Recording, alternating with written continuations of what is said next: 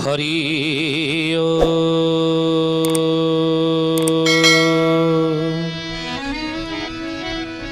महाब्रह्म निर्विकल्पं पूर्णानंद मयं हरि सर्वघटेज अच्युत तस्य पदे नमाम्यहम्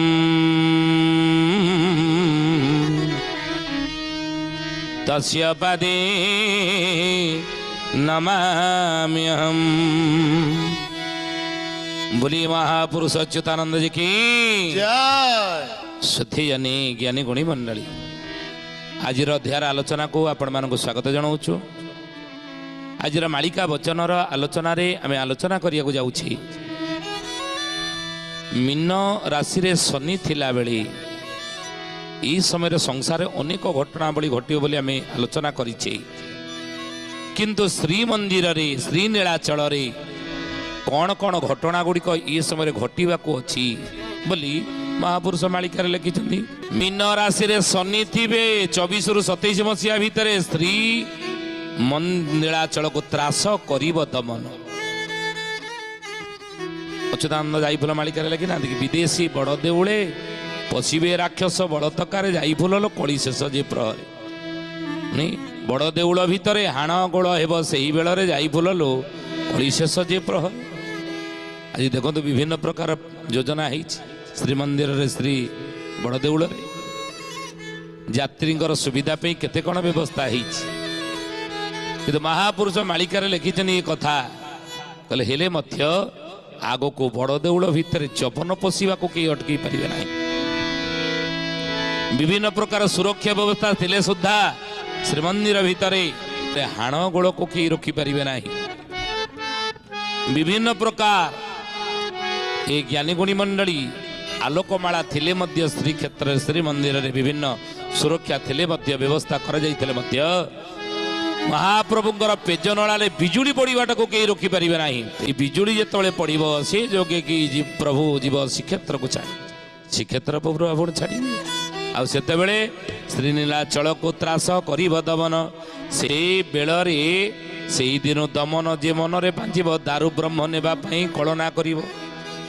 आज देखंतु विभिन्न प्रकार व्यवस्था हेले मध्य अच्युतानंद महापुरुष मालिका लिखिं बोले व्यवस्था दिने श्रीक्षेत्र रे हेबो अर्थ। एमार मठ विषय आपण माने जानी थिबे कथा। एमार मठ ए ज्ञानी गुणी मंडली अतीत रे तिला मठर संस्कृति ये उत्कल भूमि जगन्नाथ धाम नीलाचल क्षेत्र एक मठ संस्कृति एटार दिला। अनेक संत मठ महंत माने ये क्षेत्र को आसी जीवन शेष समय ये अतिवाहित करिया पाए आसीतिले। रामानुज अच्छी तांकर मठ आसीतिले, चैतन्य महाप्रभु अच्छी तांकर मठ अच्छी आसीतिले, गणपति भट्ट दाक्षिणात्य आसीतिले, गोस्वामी तुलसीदास आसीतिले, गुरु नानक ये क्षेत्र को जीवन शेष समय बीतेगा आसीतिले। आदिगुरु शंकराचार्य आज गोवर्धन मठ भाव तांकर मध्य एठार रही क्षेत्र आश्रम मठ रही। तेणु उत्कलीय संस्कृति होउची कौन जगन्नाथ संस्कृति होउची मठ संस्कृति। से भली एक मठ होउची एमार मठ। ये मठ संस्कृति हे ज्ञानी गुणी मंडली मठ नाही तो जगन्नाथ संस्कृति जगन्नाथ ऐतिह्य जगन्नाथ परंपरा आज मठ सहित सब जोड़ी होगी रही। रथ यात्रा आरंभ करी 12 मास 13 पुनई पर्व जहाँ श्रीक्षेत्र रे संगठित हुई आउ से सब पर्व पर्वाणी कहा द्वारा निर्वाहित हुई ना मठ संस्कृति द्वारा। जानी आषाढ़ शुक्ल द्वितीया तिथि जो रथ यात्रा हुई ये रथ यात्रा समय रे आपण जानी राघव दास मठरू टाहिया सब महाप्रभुंर शिर रे मंडित होगापी आसे नहीं। राघव दास मठ टाहिया दियंती से अधरपणा समय रे अनेक छाउणी मठ आपण माने जानी बड़ ओडिया मठ जहाँकि अति बड़ी जगन्नाथ द्वारा प्रतिष्ठित अति बड़ी जगन्नाथ द्वारा प्रतिष्ठित बड़ ओडिया मठ सेटार मध्य तिनी कौन ना से बड़ बड़ तुम्बी तुम्ब ताको कहा जाए अधरपणा प्रभुंकर जो हुए ତିନି ରଥ ଉପରେ ସେ ବଡ଼ ବଡ଼ ତୁମ୍ବ ଆକାର ସବୁ ଆସେ କୋଉଠି ବଡ଼ ଓଡ଼ିଆ ମଠରୁ। କାହିଁକି ନା ମଠ ସଂସ୍କୃତି ମହାପ୍ରଭୁଙ୍କ ସହିତ ଅଙ୍ଗାଙ୍ଗୀ ଭାବେ ଜଡ଼ିତ ଥିଲା। ପ୍ରଭୁଙ୍କର ବିଭିନ୍ନ ସେବା ଆପଣମାନେ ଜାଣିଥିବେ। ତୁଳସୀ ଆସେ ଦାସିଆ ବାଉରୀଙ୍କ ଠାରୁ, ତୁଳସୀ ପ୍ରଭୁଙ୍କ ଠାରେ ଲାଗି ହେବା ପାଇଁ ତୁଳସୀ ଆସେ କୋଉଠି ଦାସିଆ ବାଉରୀ ରାଘବ ଦାସ ମଠରୁ। ତେଣୁ ମହାପୁରୁଷ କହିଲେ ବାବୁରେ କହିବାର ତାତ୍ପର୍ଯ୍ୟ ନା ମଠ ସଂସ୍କୃତି ସହିତ ଜଗନ୍ନାଥଙ୍କର ଅଙ୍ଗାଙ୍ଗୀ ଭାବେ ସମ୍ପର୍କ ରହିଛି। ପରମ୍ପରା ନୀତି ସବୁଥିରେ ମଠ ସଂସ୍କୃତି ଜଡ଼ିତ ହୋଇଥିଲେ। ଆଜି ଦେଖନ୍ତୁ ଆଜି ଶ୍ରୀକ୍ଷେତ୍ରରେ ଆଧୁନିକରଣ ନାମରେ ବା ଶ୍ରୀକ୍ଷେତ୍ରକୁ ଆମେ କ'ଣ କରୁଛେ ନା ବହୁତ ସୌନ୍ଦର୍ଯ୍ୟମୟ କରିବା ପାଇଁ ଏ ମଠ ସଂସ୍କୃତିକୁ ଆଜି ଧୀରେ ଧୀରେ ଲୋପ ହେଉଛି। ମଠ ଗୁଡ଼ିକୁ ଉଠାଯାଉଛି। କିନ୍ତୁ ଥରେ ଚିନ୍ତା କରନ୍ତୁ ତ, ଅଚ୍ୟୁତାନନ୍ଦ ମହାପୁରୁଷ କହିଲେ ମଠ ନାହିଁ ତ ଜଗନ୍ନାଥଙ୍କର ସ୍ଥିତି ସେଠି କ'ଣ? ଅନେକ ସନ୍ଥ ମହାତ୍ମା ମାନେ ଅନେକ ସମୟରେ ଏଇଠାରେ ତପସ୍ୟା କରିଥିଲେ ଜଗନ୍ନାଥ ମହାପ୍ରଭୁଙ୍କର ଅପାର କରୁଣା ପାଇବା ପାଇଁ। ଏ କ୍ଷେତ୍ରରେ ତପସ୍ୟା କରି ସାଧନାରେ ସିଦ୍ଧି ପାଇ ମହାପ୍ରଭୁଙ୍କୁ ପ୍ରତିଦିନ ଦର୍ଶନ କରୁଥିଲେ। ନାଇଁ ଆଜି ଦେଖନ୍ତୁ ମଠ ସଂସ୍କୃତି ଆଜି ବିଲୁପ୍ତ। ସେଇଭଳି ଏକ ମଠ ଏମାର ମଠ ଅଛି, ତାର ଅସ୍ତିତ୍ୱ ନା ବୋଲି ମହାପୁରୁଷ ଅଚ୍ୟୁତାନନ୍ଦଜୀ କି ନା ମିନଶନି ବେଳେ ମିନଶନି ଯୋଗ ପଡ଼ିଲେ ଶ୍ରୀକ୍ଷେତ୍ରରେ ନୀଳାଚଳରେ କ'ଣ କ'ଣ ସବୁ ଘଟଣା ବଳି ଘଟିବାକୁ ଅଛି। ଦେଉଳକୁ ଗ୍ରନ୍ଥାଗାର କରିବ ଦମନ ବାବୁ କରିବ ଦମନ ଶ୍ରୀ ପୁରୁଷୋତ୍ତମ ଯାତ୍ରା ଯେ କରିବ ଖଣ୍ଡନ ବାବୁ କରିବ ଖଣ୍ଡନ ଆଗକୁ ଦେଉଳକୁ ଗ୍ରନ୍ଥାଗାର କରିବ ଦମନ, ଶ୍ରୀ ପୁରୁଷୋତ୍ତମ ଯାତ୍ରା କରିବ ଖଣ୍ଡନ। ପୁରୁଷୋତ୍ତମ ଯାତ୍ରା ବା ରଥଯାତ୍ରାକୁ ଖଣ୍ଡନ କରିବ ଦମନ। ସେତେବେଳେ ନବଦିନ ଯାତ୍ରାକୁ ଯେ ଦମନ ନାସିବ ବାବୁ ଦମନ ନାସିବ ପୁରୀ ତୀର୍ଥ ଘାଟ ମାନ ଦମନ ସାଧିବ ବାବୁ ଦମନ ସାଧିବ ନବଦିନ ଯାତ୍ରା, ନବଦିନାତ୍ମକ ଯାତ୍ରା ଯାହାକୁ କହନ୍ତି ଦଶାବତାର ଯାତ୍ରା, ଯାହାକୁ କହନ୍ତି ଶ୍ରୀଗୁଣ୍ଡିଚା ରଥଯାତ୍ରା, ଯାହାକୁ କହନ୍ତି ଅନ୍ତର୍ବେଦୀ ଯାତ୍ରା, ଯାହାକୁ କହନ୍ତି ଦକ୍ଷିଣାଭିମୁଖୀ ଯାତ୍ରା, ରଥଯାତ୍ରାକୁ କହନ୍ତି। ମହାପୁରୁଷ କହିଲେ ଏ ଯାତ୍ରାଟି କେଇ ଦିନେ ହୁଏ କି? ନବଦିନାତ୍ମକ ଯାତ୍ରା ବୁଝିଲେ। ଦିନେ ଯାଆନ୍ତି ଦିନେ ଫେରନ୍ତି। ଯାଆନ୍ତି କୋଉଠି ନା ଶ୍ରୀବତ୍ସ ଖଣ୍ଡଶାଳାରୁ ବଡ଼ ଶ୍ରୀମନ୍ଦିରକୁ ଶୂନ୍ୟ କରି ପ୍ରଭୁ ଯାଆନ୍ତି ଗୁଣ୍ଡିଚା ବାଡ଼ିକି। ଗୁଣ୍ଡିଚା ବାଡ଼ି ହେଉଛି ପ୍ରଭୁଙ୍କର ରାସସ୍ଥଳ। ତେଣୁ ସେଠିକି ଯାଆନ୍ତି, 7 ଦିନ କାଳ ସେଠି ରହି ପୁଣି ପ୍ରଭୁ ପ୍ରତ୍ୟାଗମନ କରନ୍ତି ଦକ୍ଷିଣ ବଡ଼ ହୋଇ। 9 ଦିନ ଯାତ୍ରା ହୁଏ। କିନ୍ତୁ ଅଚ୍ୟୁତାନନ୍ଦ ମହାପୁରୁଷ ମାଳିକାରେ ଲେଖିଲେ ଏ ନବଦିନାତ୍ମକ ଯାତ୍ରାର ମାହାତ୍ମ୍ୟ ମହିମା କ'ଣ ନା ଦୋଳେ ନ ଦୋଳ ଗୋବିନ୍ଦ ଚାପେଛ ମଧୁସୂଦନମ ରଥେ ତୁ ବାମନଂ ଦୃଷ୍ଟ୍ୱା ପୁନର୍ଜନ୍ମ ନ ଲଭ୍ୟତେ। ଦୋଳରେ ଦୋଳ ଗୋବିନ୍ଦକୁ ଦେଖିବା, ଯଦି ଦର୍ଶନ କରିବା ଦୋଳରେ ଦୋଳ ଗୋବିନ୍ଦ ପ୍ରଭୁଙ୍କର ଏ ଜ୍ଞାନୀ ଗୁଣୀମଣ୍ଡଳ ବିଜେ ପ୍ରତିମା ଦୋଳ ଗୋବିନ୍ଦ ବିଜେ ହୁଅନ୍ତି। ଚାପେଚ ମଧୁସୂଦନ, ଚାପରେ ମଧୁସୂଦନଙ୍କୁ ମଦନ ମୋହନକୁ ଆମେ ଦେଖିବା। ଚାପ ଯେତେବେଳେ ହୁଏ ଚନ୍ଦନ ପୁଷ୍କରିଣୀରେ, ଏଇ ଚନ୍ଦନ ଯାତ୍ରା ସମୟରେ ନରେନ୍ଦ୍ର ପୁଷ୍କରିଣୀରେ, ଚନ୍ଦନ ଯାତ୍ରା ସମୟରେ ନରେନ୍ଦ୍ର ପୁଷ୍କରିଣୀରେ ଯେତେବେଳେ ଚାପରେ ପ୍ରଭୁ ମଦନ ମୋହନ ଜଗନ୍ନାଥ ମହାପ୍ରଭୁଙ୍କର ଚଳନ୍ତି ବିଗ୍ରହ ମଦନ ମୋହନ, ତାଙ୍କୁ ଦର୍ଶନ କରିବା ଚାପରେ। ରଥେ ତୁ ବାମନ ଦୃଷ୍ଟ୍ୱା, ରଥରେ ଜଗନ୍ନାଥ ମହାପ୍ରଭୁଙ୍କୁ ବାମନ ରୂପରେ ଆମେ ଦେଖିବା। ଦେଖିଲେ କ'ଣ ହେବ? ଶାସ୍ତ୍ର ପ୍ରମାଣ ଦିଅନ୍ତି ପୁନର୍ଜନ୍ମ ନ ଲଭ୍ୟତେ, ପୁନର୍ଜନ୍ମ ହୁଏ ନାହିଁ। ରଥରେ ଚତୁର୍ଥା ବିଗ୍ରହକୁ ଯଦି ଦର୍ଶନ ଆମେ କରିବା ନା, ଏକଥା ଶାସ୍ତ୍ରରେ ଲେଖାଯାଇଛି, ଆମେ କହୁନୁ। କିନ୍ତୁ ଅଚ୍ୟୁତାନନ୍ଦ ମହାପୁରୁଷ ମାଳିକାରେ ଲେଖିଲେ 6 ବର୍ଷ ଶ୍ରୀକ୍ଷେତ୍ରରେ ରଥଯାତ୍ରା ବନ୍ଦ ରହିବ ବୋଲି ମାଳିକାରେ ମହାପୁରୁଷ ଲେଖିଛନ୍ତି। ଏକଥା ଆମେ କହୁନୁ, ମାଳିକା ଶାସ୍ତ୍ର ପ୍ରମାଣ।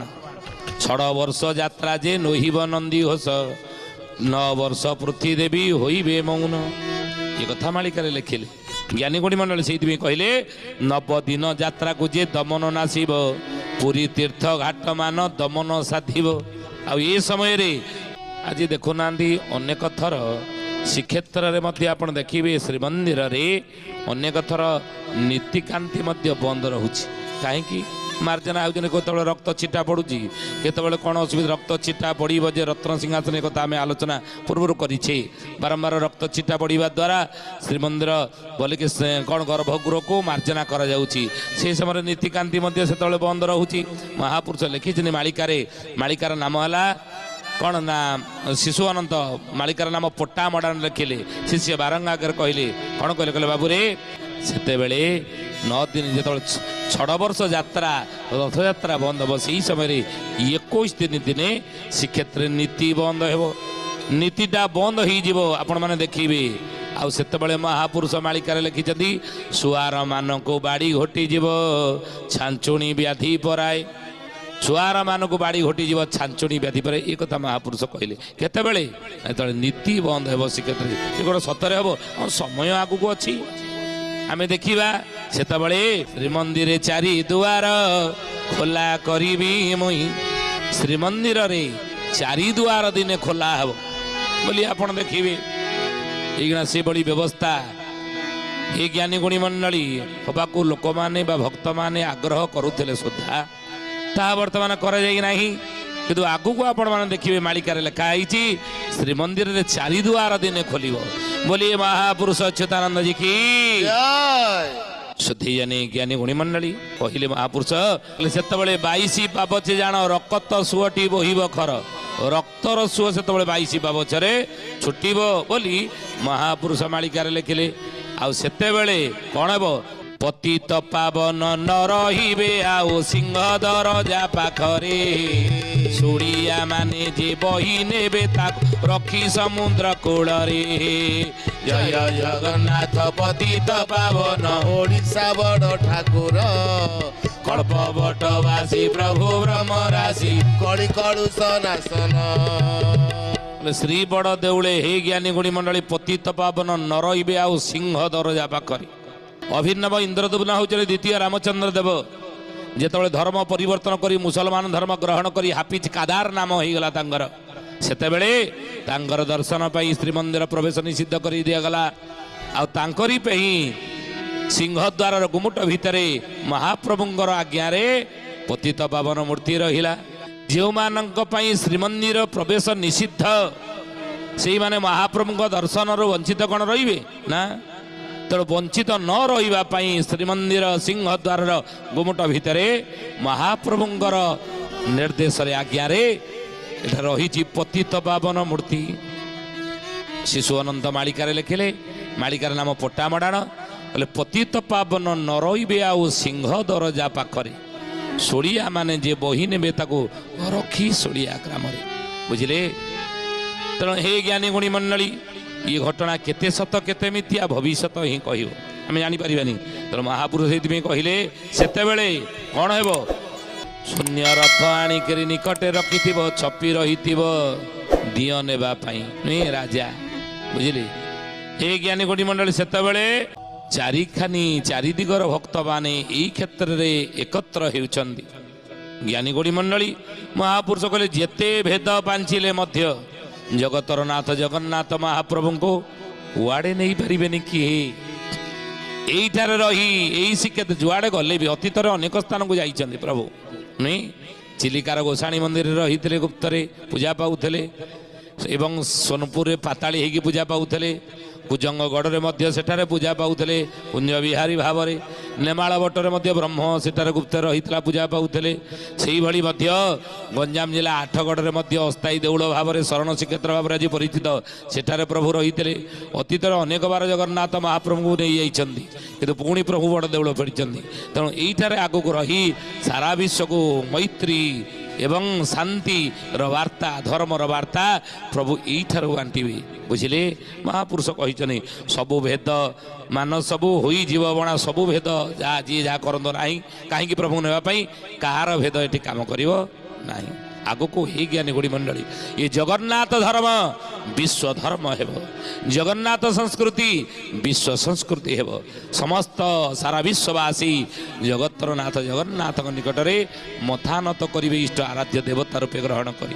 ଆଜି ତ ସମୟ ହେଇଛି, आपण मैंने से जय जगन्नाथ कहूँ सकाल उठी राति शोवा पर्यंत थरुटी प्रभुंर नाम पार्टी पशु जय जगन्नाथ। आज तो समय होती आसंद बाणी विरांग नवा प्रभुंर नाम नहीं जगन्नाथ जगन्नाथ जगन्नाथ पाहि मां जगन्नाथ जगन्नाथ जगन्नाथ रक्ष मां जगन्नाथ जगन्नाथ जगन्नाथ पाहि मां जगन्नाथ जगन्नाथ जगन्नाथ रक्ष मां महाबाहु महाबाहु महाबाहु पाहि मां महाबाहु महाबाहु महाबाहु रक्ष मां महाबाहु महाबाहु महाबाहु पाहि मां महाबाहु महाबाहु महाबाहु रक्ष मां ओम नमो भगवते वासुदेवाय ओम नमो भगवते पुरुषोत्तमाय ओम नमो भगवते वासुदेवाय ओम नमो भगवते पुरुषोत्तमाय। शुद्धि जानी आज आसंतु बाणिज्य ठारे विराम दबा।